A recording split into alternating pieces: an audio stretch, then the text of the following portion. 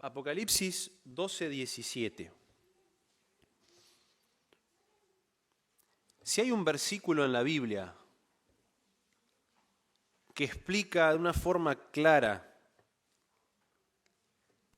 acerca de la iglesia verdadera y del don de profecía, creo que es este. O sea, si tuviera que elegir un texto de toda la Biblia para mostrar cuál es la iglesia verdadera y para hablar del don de profecía, elegiría Apocalipsis 12:17. Ese es el texto base.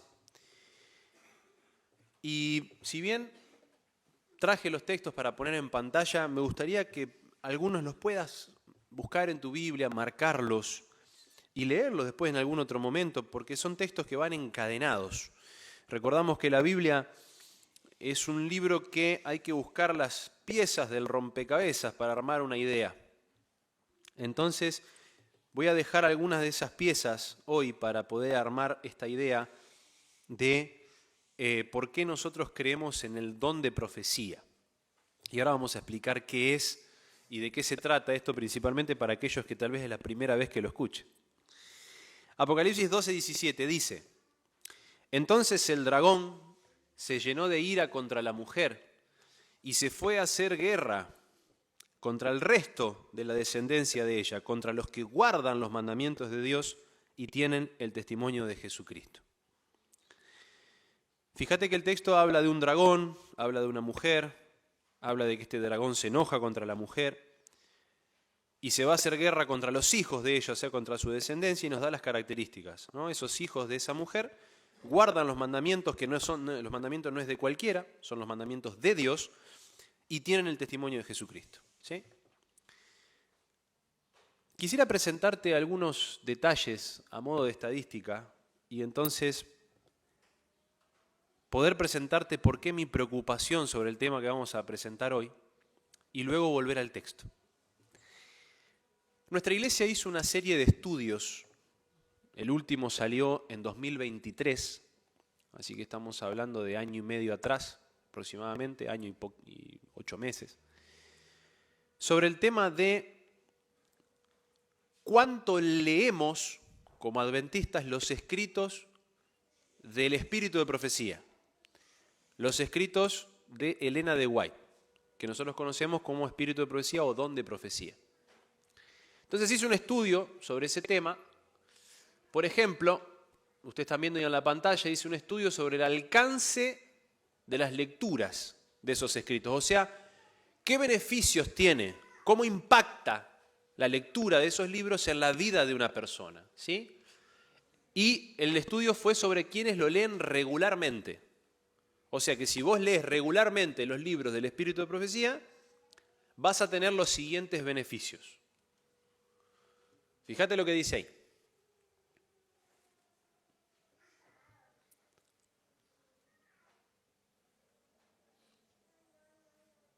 ¿Están buenos los beneficios o no? Están buenísimos. ¿Y de qué libro está hablando, pastor? El deseado de todas las gentes, el gran conflicto, el camino a Cristo, mente, carácter y personalidad, la temperancia, hogar cristiano, conducción del niño. 80 y pico de libros tenemos. 60 escritos completos y el resto recopilaciones de esos mismos sobre temas específicos. 86, si mal no recuerdo. Entonces, el estudio que hizo nuestra iglesia a través de diferentes profesionales, psicólogos, pastores, estadistas, dio como resultado que las personas que leen regularmente estos libros, aparte de la Biblia obviamente, hoy nos vamos a concentrar en estos libros puntuales, libros del Espíritu de Profecía, tienen una relación más profunda con Dios. Te pregunto, ¿vos querés tener una relación más profunda con Dios? Claro, por algo estoy acá. Bueno, tenés que leer estos libros. No voy a preguntar para no herir susceptibilidades, para no herir una sensibilidad, pero a veces es muy triste cuando uno pregunta, hermanos, ¿cuánto leyeron alguna vez el libro El deseo de toda la gente completo? Y hay muchas personas que tienen muchos años en la iglesia y jamás lo tocaron.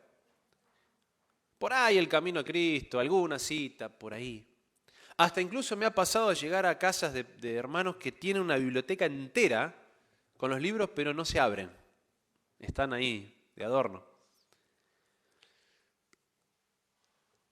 La lectura cada vez cuesta más.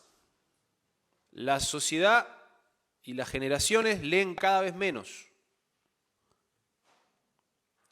Entonces, cuando uno ve un libro, por ejemplo, como El conflicto de los siglos, que es un libro así, y vos se lo regalás a una persona, ahí cuesta esa lectura. No es una lectura que agarraría cualquiera. En cambio, por ahí, el camino a Cristo, que es más chiquito, es más fácil. Pero si nosotros queremos tener un desarrollo más profundo en nuestra vida espiritual, si queremos mantener más seguridad en nuestra salvación, más cultos familiares, mayor fervor en la testificación, tenemos que leer estos libros, no están por casualidad. Estos libros tienen dos funciones, una es esta, la otra la vamos a descubrir en un ratito. Y dice abajo, en comparación con quienes leen sus escritos, con poca frecuencia no los leen en absoluto. O sea, hay un claro desarrollo, una clara maduración espiritual, más profunda y mayor en aquellos que leen estos libros que en los que no los leen. Eso arrojó el estudio. Fíjate este otro detalle. Estadísticas recientes señalan una disminución preocupante en el número de los lectores de los escritos del Espíritu de Profecía. O sea, cada vez se lee menos. Y acá están las estadísticas que salieron en el concilio anual de la Asociación General, o sea, de nuestra iglesia a nivel mundial, ¿sí? Esta estadística es de nuestra iglesia a nivel mundial, sobre cómo fue disminuyendo la lectura de los escritos del Espíritu de Profecía. Dice, solo el 35% de los adventistas leen una vez por día o por semana. A nivel mundial. El 18% lee una vez por mes y el 17% no lee nada. ¿En cuál te encontrás de esa estadística? Yo hace algunos años me encontraba en la última. Después pasé a la segunda y hoy, por la gracia de Dios, puedo decir que me encuentro en el 35%. Pero fue un proceso, porque a mí en mi casa no me habían inculcado la lectura. La tuve que aprender. Pero cuando empecé a notar cómo esa lectura impactaba en mi vida positivamente, empecé a meterme cada vez más. Y miren ahora con respecto a los jóvenes, porque esta estadística que te mostré recién es para los adultos. Ahora la iglesia se enfocó en los jóvenes, en nuestros jóvenes. En nuestros jóvenes hay una tendencia más alarmante todavía, porque solo un 2% de nuestros jóvenes a nivel mundial lee una o más veces por semana. 2%. Es preocupante esto, ¿no? Para mí lo es. Como pastor para mí lo es. Porque si yo quiero que mi distrito, las iglesias que me toca pastorear, tengan una mayor relación con Dios, profundicen esa relación, sean personas que vivan la misión, que quieran predicar el fuego del Evangelio, yo necesito compartir esto. Y necesito que mi iglesia entienda que es importante incluir la lectura de estos libros. Hay una aplicación, todos tenemos teléfono, hay una aplicación que se llama, como estás viendo ahí, EGW Writings, escritos de Elena de White. En algunos teléfonos va a aparecer con el color bordó, el loguito así con el color bordó, y en otros va a aparecer el color celeste. ¿Cuántos tienen esta aplicación en su teléfono? ¿Puedo dar la mano? A ver. Queden ahí, ¿eh? 1, 2, 3, 4, 5, 6, 7, 8, 9, 10, 11, 12, 13 conmigo. Muy bien. No son pecadores los que no la tienen, tranquilo, ¿eh? Pero es muy útil, gente, es muy útil, porque tenés los 80 y pico de libros en el teléfono, tiene la opción de audiolibro, para que lo puedas ir escuchando mientras manejás, trabajás, lo que quieras. Podés guardar citas y ayuda mucho a recordar esa lectura. Hasta tiene alarma que te avisa, o poner una alarma y te avisa leer tal capítulo, así. Está muy bueno. Te recomiendo que te la descargues. Cuando te la descargues, la abrís y ahí tenés que descargar después todos los libros. No se descargan automáticamente. Podés descargar el que vos querés o podés descargarlos todo completo. Hacelo con el internet de tu casa porque los datos del teléfono te los consumen un ratito. Consejo.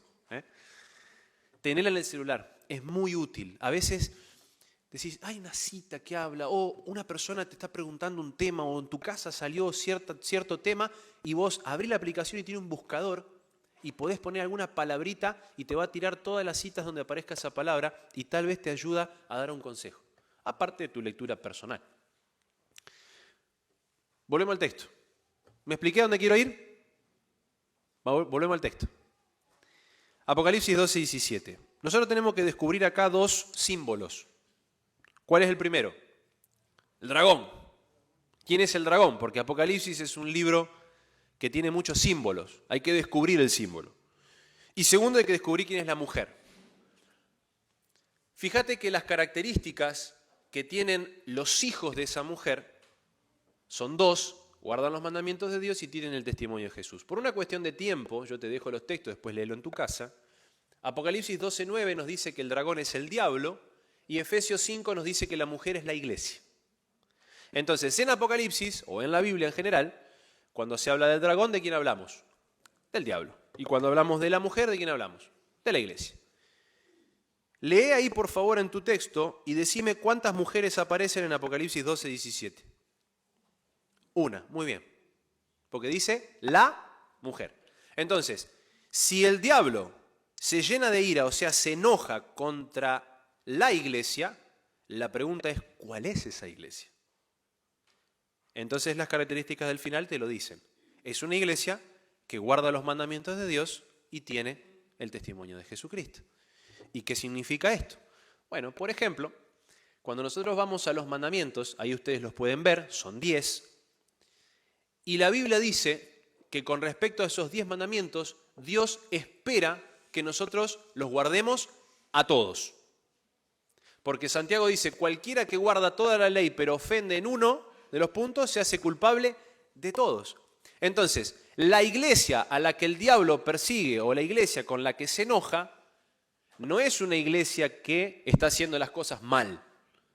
Porque si el diablo se enoja es porque la iglesia está haciendo las cosas ¿cómo? Bien. Él no se va a enojar si hace las cosas mal, al contrario, se va a poner contento si eso es lo que quiere. Entonces, como la iglesia está haciendo las cosas bien, se enoja. Y esta iglesia hace las cosas bien, ¿por qué? Porque guarda todos los mandamientos. Primer punto.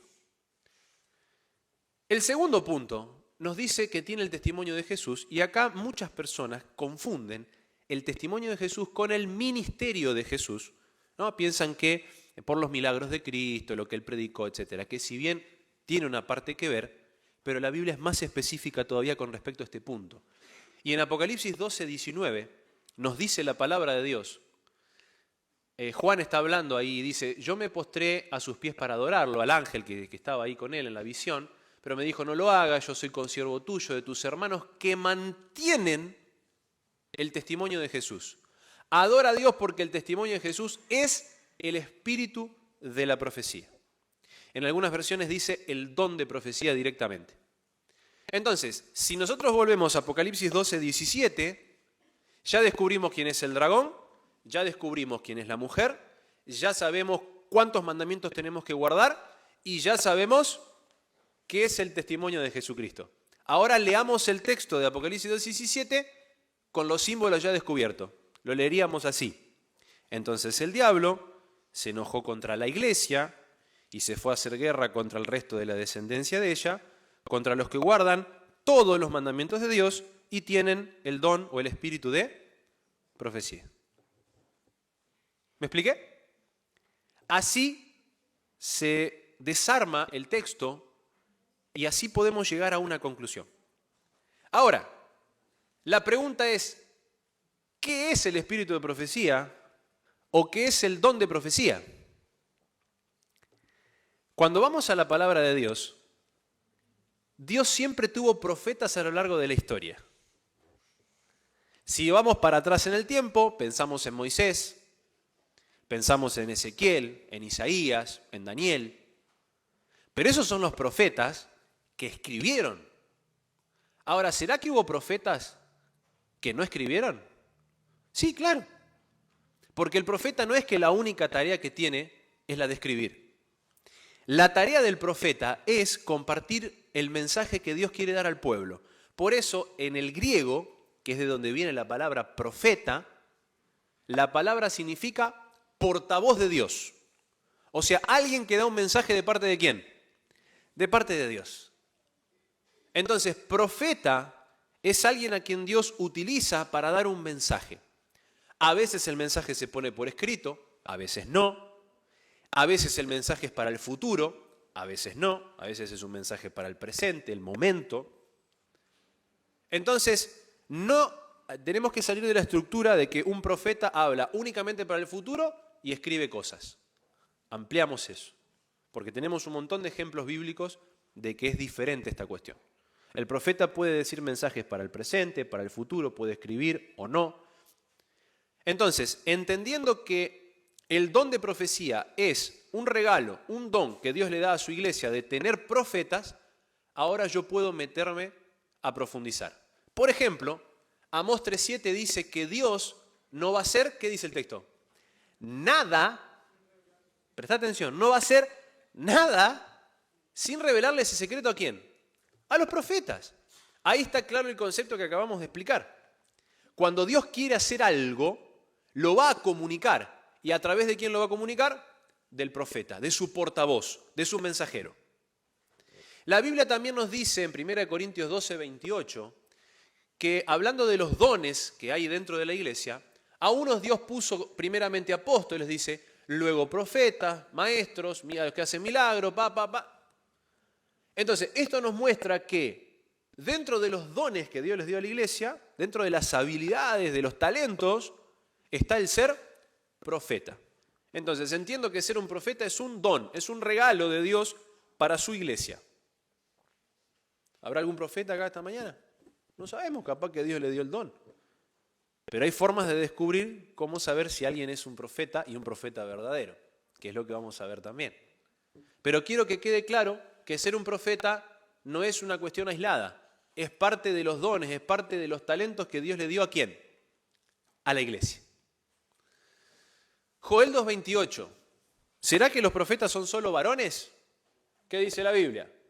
Después de esto derramaré mi espíritu sobre todo ser humano y profetizarán vuestros hijos y vuestras hijas. O sea que un profeta puede ser tanto un hombre como una mujer. No se limita al sexo el don que Dios quiere dar a su iglesia. Y entonces, con estas características, ¿cómo podemos saber si un profeta es verdadero o falso? Y vamos a repasar hasta acá. Dijimos que un profeta es alguien que da un mensaje de parte de ¿quién? De Dios. Dijimos que ser profeta es un don ¿de quién? De Dios. Y dijimos que un profeta puede ser tanto un hombre como una mujer. Entendiendo esto, yo ahora puedo profundizar en cómo saber si hay una persona que dice ser profeta, si es verdadero o si es falso. Y hay 4 características, hermanos. 4 que la Biblia nos dice sobre un profeta verdadero. Y quiero invitarte a buscarla. Acompáñame a 1 de Juan, el capítulo 4. Y yo quisiera bajarme de acá, pero no tengo micrófono. Jere, ahí está. Gracias. Ya los que somos muy ansiosos nos cuesta quedarnos pegados acá al púlpito. 1 de Juan, capítulo 4. Ahí vamos a encontrar 2 características.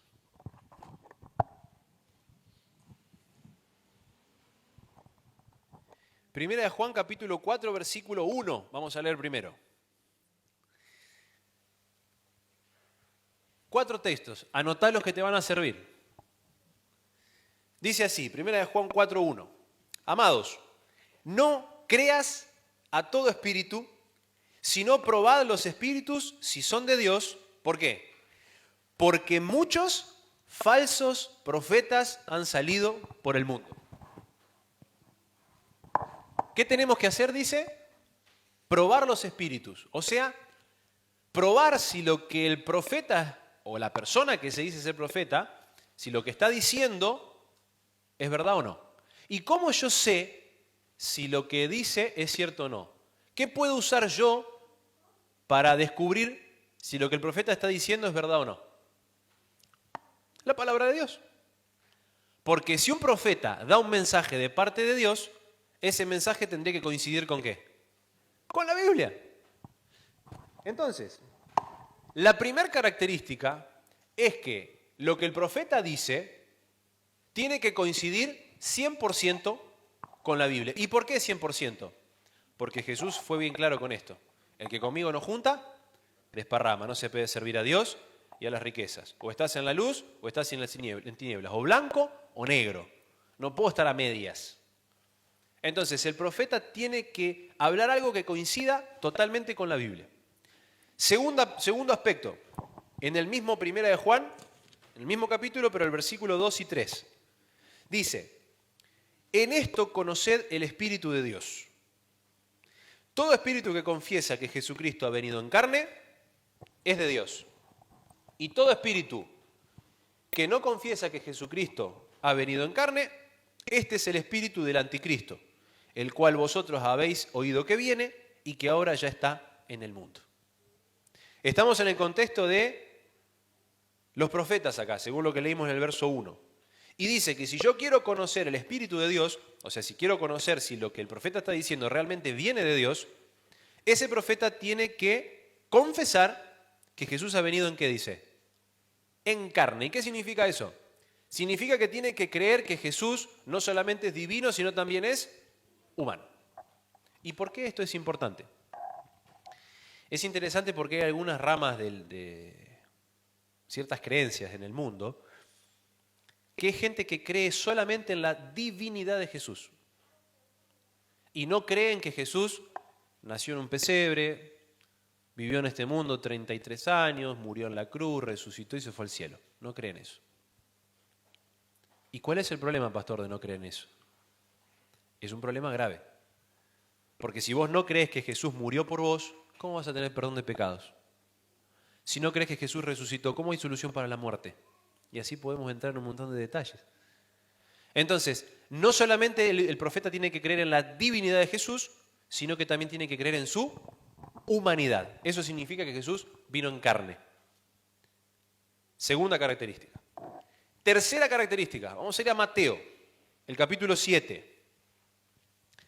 Mateo 7, 15 y 16. Vamos a ir armando las piezas de este rompecabezas. Mateo 7, 15 y 16. Es muy interesante cómo el contexto siempre habla de los falsos profetas, fíjate. Dice, guardaos, o sea, cuídate de los falsos profetas que vienen a vosotros vestidos de ovejas, pero por dentro son lobos rapaces, ¿no? Devoradores. Por sus frutos los conoceréis. ¿Acaso se recogen uvas de los espinos o higos de los abrojos? Si vos vas a una planta de higo, ¿qué esperás encontrar? Manzana. Claro, higo. Si vos vas a un profeta, ¿qué esperas de ese profeta? Y que por lo menos practique lo que me está diciendo. Por su fruto los conoceréis. Que su vida demuestre el fruto de su relación con Dios. Un profeta verdadero tiene que ser alguien que viva lo que está predicando. Si no, ¿de qué sirve ser profeta? Entonces, ahí está la tercera característica.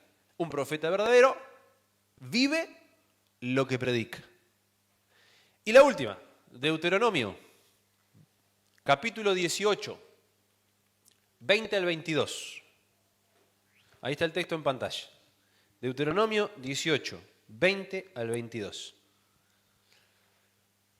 Acá va a hablar de lo que el profeta predice, ¿sí? O lo que va a decir. El texto dice, el profeta que tenga la presunción de pronunciar en mi nombre, dice Dios, una palabra que yo no le haya mandado pronunciar, o que hable en nombre de dioses ajenos, ese profeta morirá. Tal vez digas en tu corazón, ¿cómo conoceremos que esta no es la palabra de Jehová? O sea, ¿cómo voy a saber si lo que el profeta está diciendo viene de Dios o no? Entonces dice el texto, si el profeta habla en nombre de Jehová y no se cumple ni acontece lo que dijo, esa palabra no es de Dios. Por presunción habló el tal profeta, no tengas temor de él. La cuarta característica es que cuando ese profeta habla algo, menciona algo, dice algo que supuestamente viene de Dios, se tiene que cumplir lo que está diciendo. Si esa persona habla algo y no se cumple o se cumple en parte, Eso no viene de Dios, porque Dios no trabaja así. Dios cuando dice algo se cumple todo en su totalidad. Lo vimos en la Biblia y lo vemos en un montón de ejemplos. Entonces, 4 características dijimos. Vamos a repasar. Primero, lo que el profeta dice, ¿con qué tiene que coincidir? Con la Biblia. ¿En cuánto? 100%. Número 2, tiene que creer en la divinidad de Jesús, pero también en su humanidad. Número 3, tiene que vivir lo que predica. Y número 4, que lo que dice se tiene que cumplir. ¿En cuánto? En todo, porque así se maneja Dios.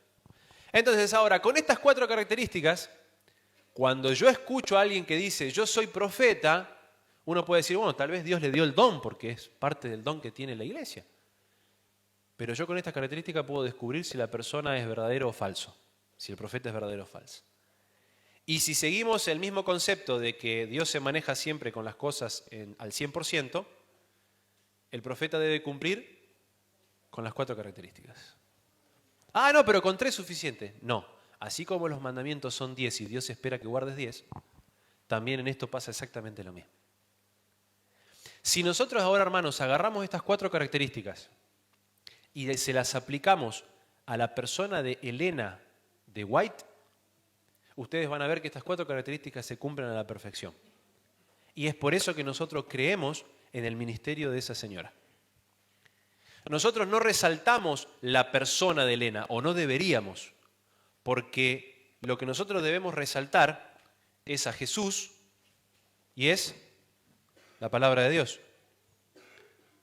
Pero sí lo que resaltamos es su ministerio, lo que ella hizo por pedido de Dios, porque Dios fue el que le dio el don, el talento para ser una profeta.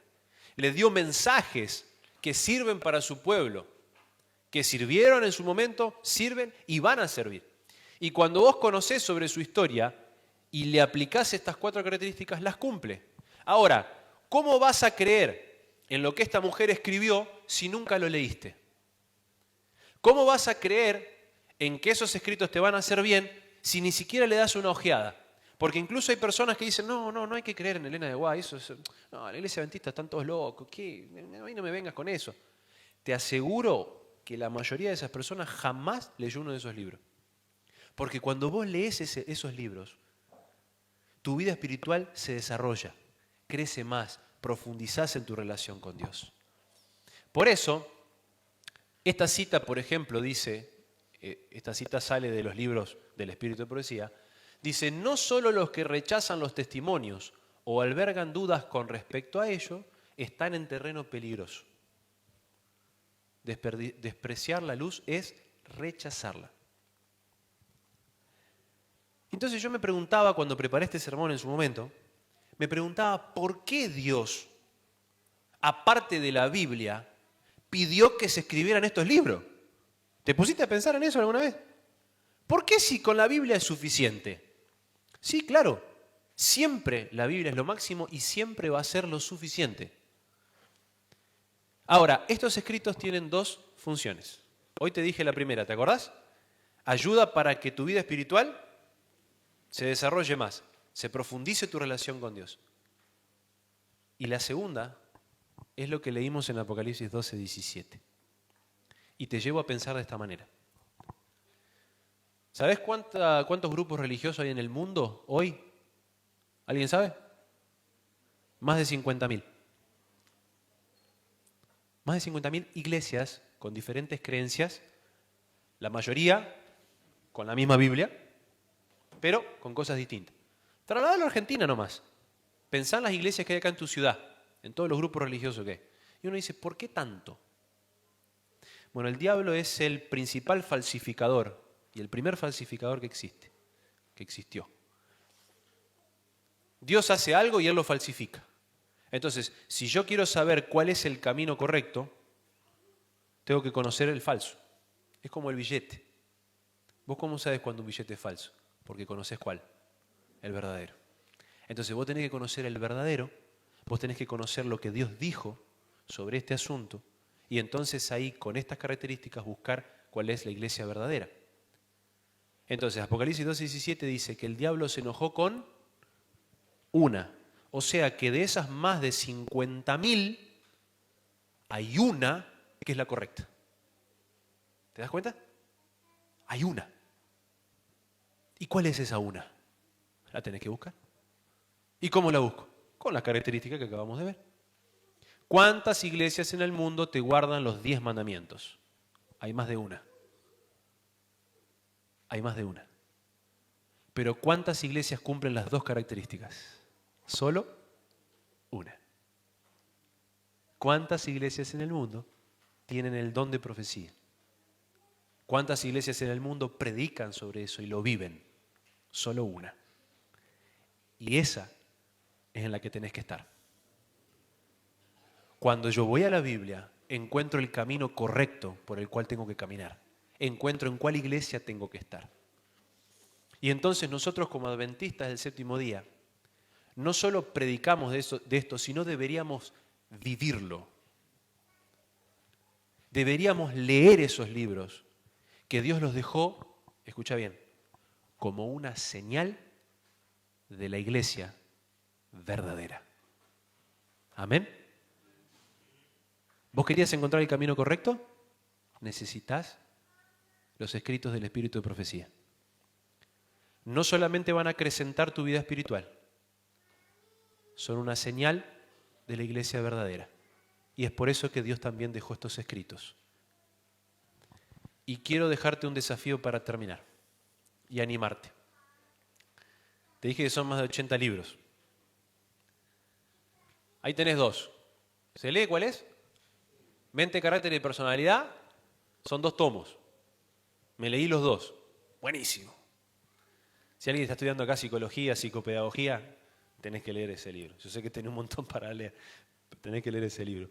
¿Querés saber por qué te pasan un montón de cosas en tu forma de ser? Cosas que querés cambiar de tu carácter. Tenés que leer ese libro. Ahí te enseña cómo cuidar tu cabeza, que es el centro de comando de todo. El otro, El Hogar Cristiano. ¿Cuántos leyeron este libro completo? 1. Quiero contar. 2. 3, 4, 5, 6, 7, 8. Yo también, 9. ¿Y el resto qué pasó? ¿Acaso no queremos tener un hogar feliz? ¿Acaso no queremos llegar al cielo como familia? Claro que sí. ¿Y por qué no leemos este libro? Si Dios te dejó ahí todo, hasta te enseña cómo construir tu casa. Imagínate. Te dice de qué lado tiene que ir la ventana para que entre el sol y gastes menos luz. Hasta eso te dice. No estoy haciendo un chiste, ¿es cierto? Eso dice. Dice cómo tenés que ubicar tu casa de acuerdo al sol para que la refrigeración y el viento haga su trabajo de ambientar la casa. ¡Espectacular! ¿Querés estudiar arquitectura? Lee ahí. ¿Cuántos están, no levantes la mano, cuántos están buscando novio o novia acá? Ahí te dice lo que vos tenés que ver en el varón y lo que tenés que ver en la mujer. ¿Cuántos están pensando tener hijos? Hay que leer ese libro. Y no solo el que quiere tener hijos, tiene que leer el otro que está ahí. Conducción del niño. ¿Cuántos son papás? Mamáis. ¿Cuántos son padres? Bien, bajen la mano. ¿Cuántos leyeron el libro completo Conducción del niño? ¡Epa! ¿Qué pasó con el resto? Felicitaciones a los que lo leyeron. Escuchame una cosa. Dios te dejó el secreto del éxito escrito en esos libros, aparte de la Biblia. ¿Qué estás haciendo que no lo estás leyendo? Nos quejamos muchas veces, ay, ¿por qué no? Porque mi hijo, porque mi cosa, porque mi... Y cuando tenés las cosas a la mano para usarlas, no las usás. Es como el que se queja que siempre le faltan herramientas para hacer los trabajos y cuando le dan las herramientas no las quiere usar porque ya está acostumbrado como lo hacía antes. Dios te dejó herramientas. El otro, cartas a jóvenes enamorados. ¿Te pusiste de novia hace poquito? Tenés que leer ese libro. ¿Te gusta un chico, una chica? Lee ese libro. Ahí van a estar los mejores consejos para tener un noviazgo feliz. Y vos decís, pastor, pero vos te leíste todo. No, todo no, todavía me faltan bastante. Creo que de los 80 y pico me habré leído la mitad. Pero tengo recién 33 años, pienso vivir hasta los 200, así que en algún momento los voy a leer. Pero en algún momento hay que empezar.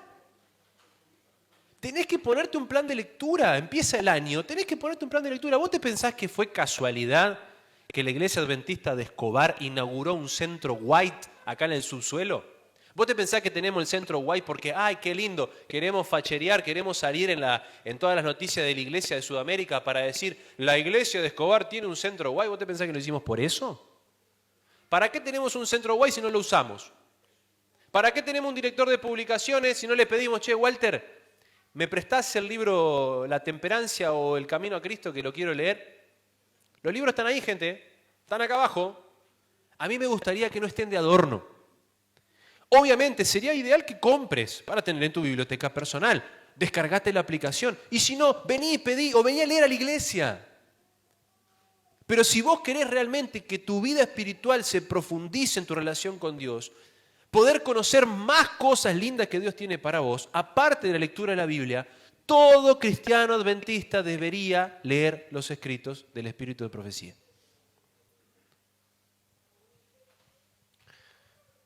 Cierro con esto. ¿Cuál dice ahí? El deseado de todas las gentes. ¿Cuántos leyeron este? ¿Completo? ¿Los que levantan la mano, completo? ¡Oh! ¿Saben qué libro estamos leyendo en el culto de oración los martes? La historia de la redención. ¿A quién se le ocurrió? A la iglesia a nivel sudamericano. Y cada año tenemos una lectura, un libro distinto, el libro del año. Yo quiero invitarte a que leas también. Y los martes venimos y compartimos lo que leímos sobre ese libro. Eso no es casualidad, está pensado para incentivar la lectura. Ya viste las estadísticas hoy. ¿Cómo puede ser que solo el 35% de nuestra iglesia a nivel mundial lea regularmente estos libros? ¿Y qué pasa con el otro porcentaje? Es la única forma de sacarte las dudas sobre este tema, de creer en este asunto. Hay hermanos que tienen 30, 40 años en la iglesia y no creen en el don de profecía, ¿sabías? Y tal vez esta mañana, pienso, puedo estar hablando para alguien que está pasando por eso. Quisiera que este sermón te invite a conocer, a creer.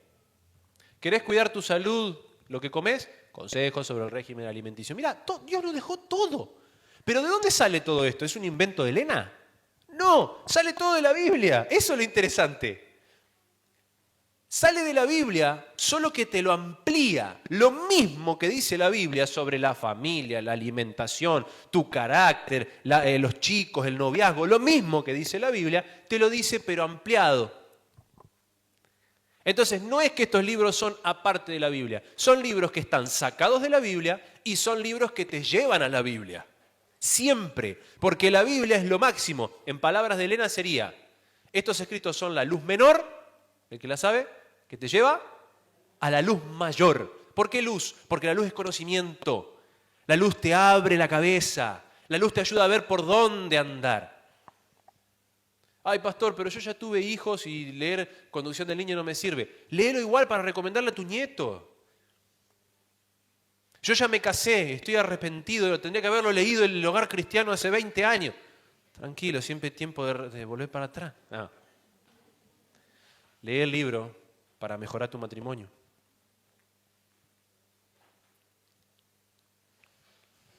¿Qué dijo Dios? Oídme, vamos a decir así, Escobar y habitantes de esta ciudad. Creed en Jehová vuestro Dios y vas a estar seguro. Cree a sus profetas y seréis prosperados. Es una promesa. ¿Vos querés prosperidad en tu vida, en tu familia, en tu trabajo, en tu salud? Entonces cree en el ministerio de Elena. Lee esos libros que son inspirados por Dios. Y cuando empieces a introducirlos en tu vida, vas a notar la diferencia. No es lo mismo que te lo cuente a que lo vivas. Por eso en esta mañana el sermón tiene el objetivo, número 1, de incentivarte a la lectura de estos libros. ¿Por cuál vas a empezar? ¿Cuál vas a usar el año que viene? Porque seguramente quizás estás leyendo alguno, no sé, pero siempre deberíamos tener una lectura. Y número 2, mostrarte que el don de profecía es una señal, dijimos, ¿de qué? De la iglesia verdadera. Y yo quiero estar en ese grupo. Espero haber sido claro. Y mi deseo es que Dios te ayude a profundizar tu vida espiritual, a predicar sobre esto, pero también a vivirlo. Amén.